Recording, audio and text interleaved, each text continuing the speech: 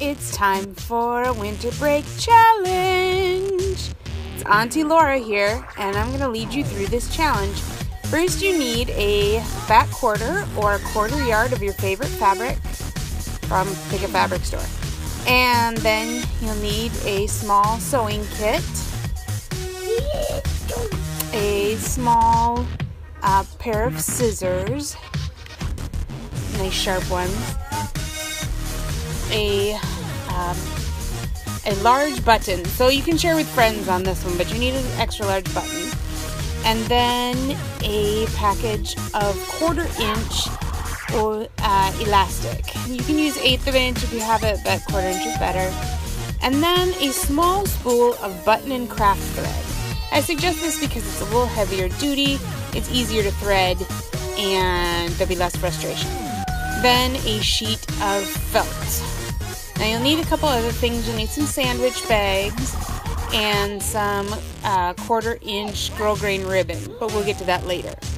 First, you're going to cut a square 7 inches by 7 inches of your felt and 7.5 inches by 7.5 inches of your fabric. So you have a lot of fabric left over.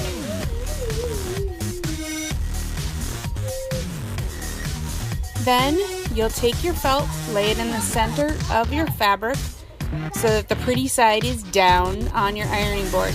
Then you're going to fold the edges of the fabric over the felt and iron it so you get the size correct. Then you'll take the felt out of the center and you're going to press the fabric again to make sure it's nice and clean and really tightly press those edges. Then you'll lay the felt back on top of your fabric. Check to make sure that your edges line up really clean. If they don't, press it in again. Now it's time for the needle and thread. It's not that scary, guys, I promise. So you're going to take your thread, loop it all the way in. First. Got to pin your fabric to your felt just so it doesn't shift and move as you're doing this sewing along the edge. Now back to your needle and thread. You're going to fold your thread so it's all the way folded in half and tie a knot. Then you'll separate the 2 layers of your fabric and you'll go out through the center so that your knot stays in between the 2 layers. And then you're going to do the running stitch. If you did a Swan Lake costume with me last year, you remember the running stitch. You're basically just going to go around the edge of your fabrics. So through both fabric, here's me doing it, through both pieces of fabric, around the top. So you're always entering on the same side. So right here you see that I'm entering always through the black and then through the other fabric and around. And around and around and around. You need to do all 4 sides. Now, you're also going to need to tie off the thread because you'll have to do multiple sets. So to tie off your thread, wrap your thread around your needle a couple times and then pull it tight. See there? And then you'll snip your thread off. So go ahead and snip it generously because you're going to tuck that inside the 2 layers of your fabric. So it'll stay hidden, you'll never see it, but it'll make it easier here in a moment when you start again. You're going to rethread your needle. Again, the button and craft thread makes it very easy. Rethread your needle. Get it directly in half and then tie a knot at the tying the 2 ends together.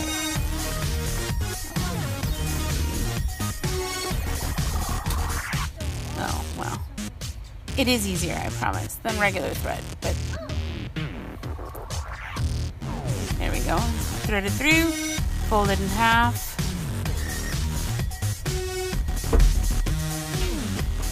And tie a knot.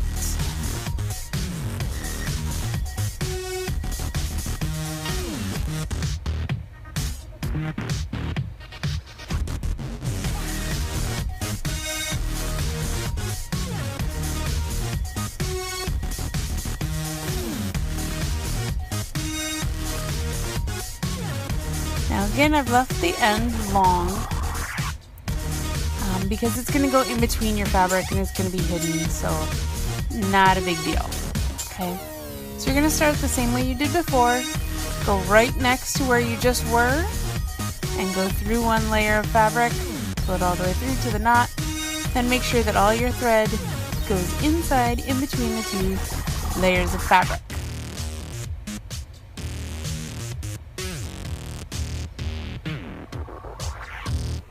And then continue your running stitch until all 4 sides are done and you've met up with where you began. Through the black, out the regular side.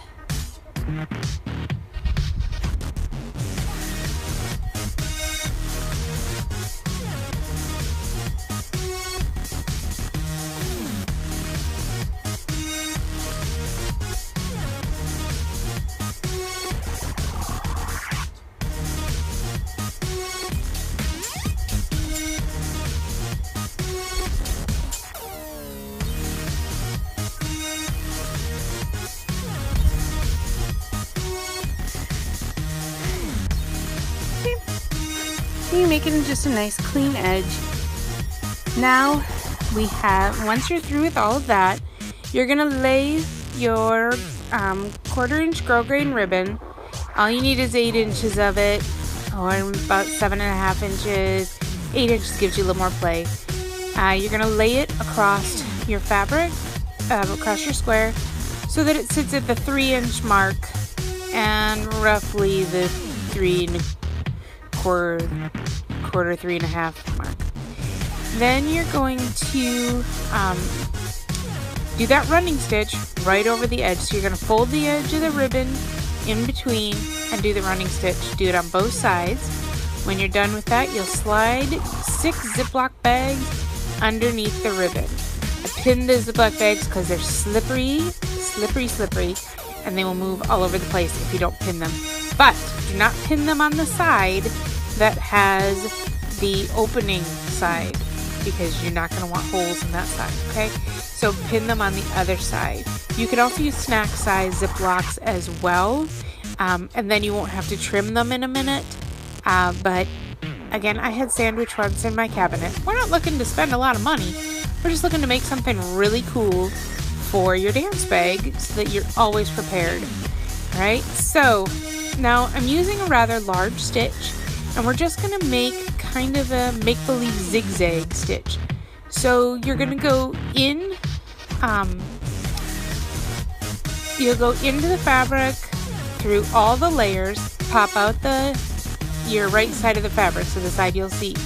Then you'll go right back up, just a small little stitch, and into, to come back out the side with the ribbon. And you're just going to zigzag the whole way down the ribbon, a little bit at a time.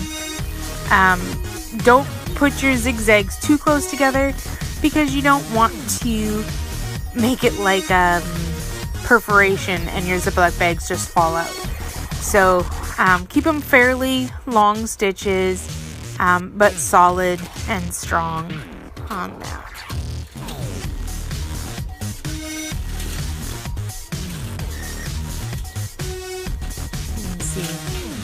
Kind of how I did it here.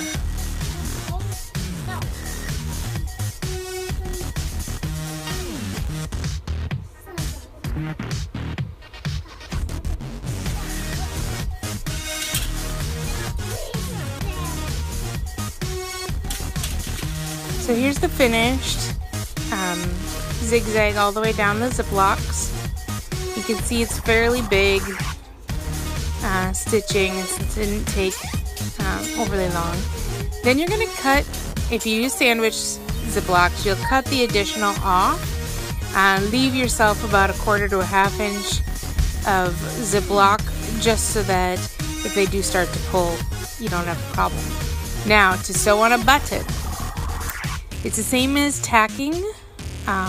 So when it comes time for costumes, if you have to tack something, it's a super easy X. So all you do, buttons kind of help you learn tacking, okay? So you're going to go up through one hole, down the other, and then cross, make a little X.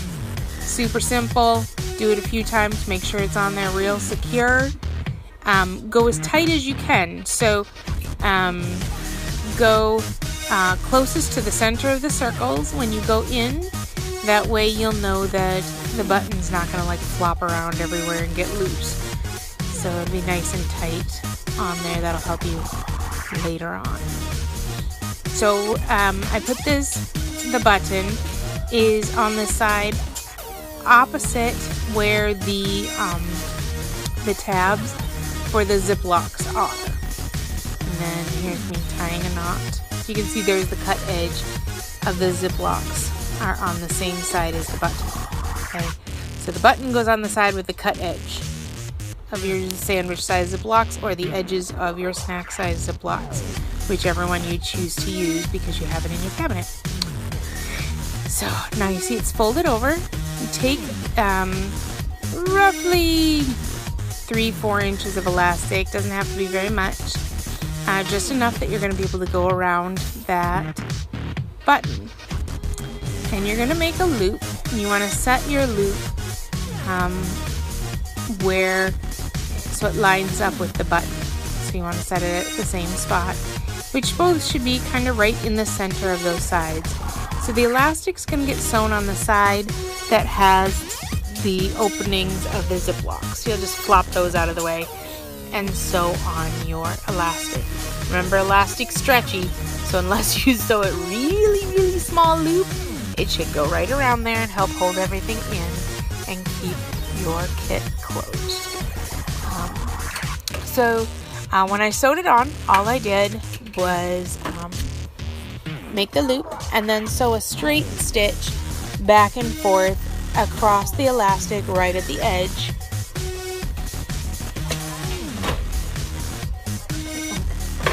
Thread the needle, tie the knot. If you need to fast forward, do it. It's me tying a knot.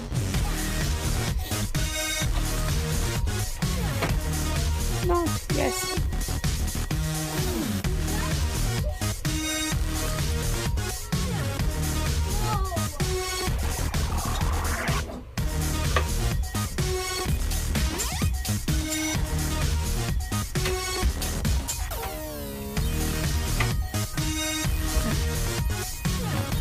Even experience seems just as changed than I decided to do it a different way. There we go. Just a straight little stitch right at the edge. In, out, in, out, in, out. Nothing fancy. It's just a straight, what I'd call a gathering stitch. Only we're not gathering it. If you think of the mice in Cinderella when they're sewing her dress on, you know. So in and out, in and out, in and out, back and forth. You see I started at the center, so I went down, and then I'm coming back up, and then I'll go up and come back down. That way I know that I got a good solid 2 passes on each side of the loop. So again, if you think you got it, go ahead and fast forward here if you want to follow along. Normal time.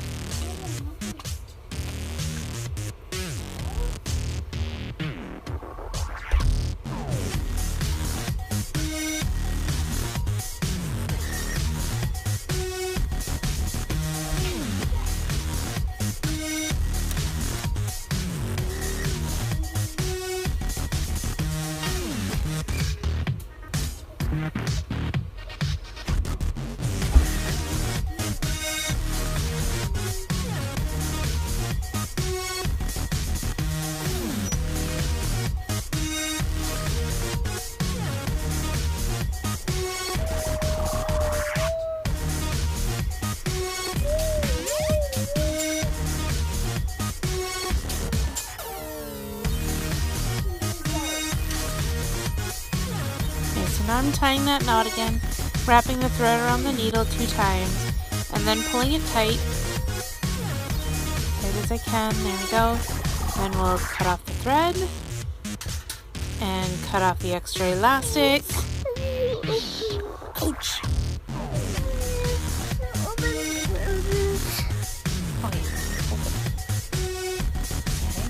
Okay, then you've got your loop done. Look at that. You can now close your kit.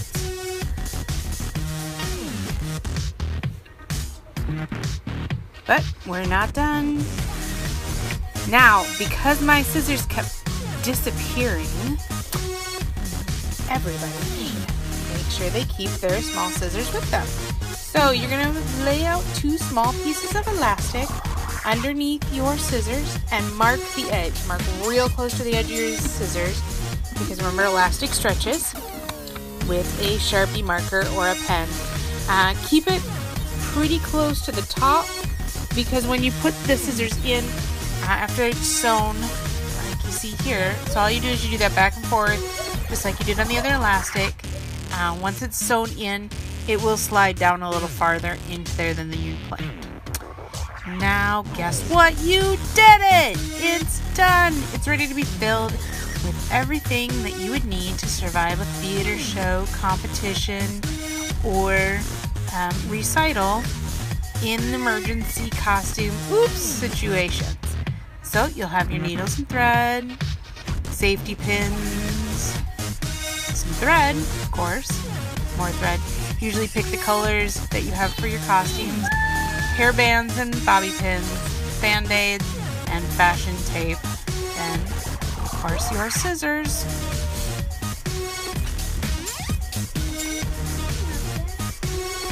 So now this is a challenge. There will be prizes. Not sure what the criteria is going to be for the judging yet, but please go ahead, get started, and I'll let you know those criteria very soon. Can't wait to see what you create.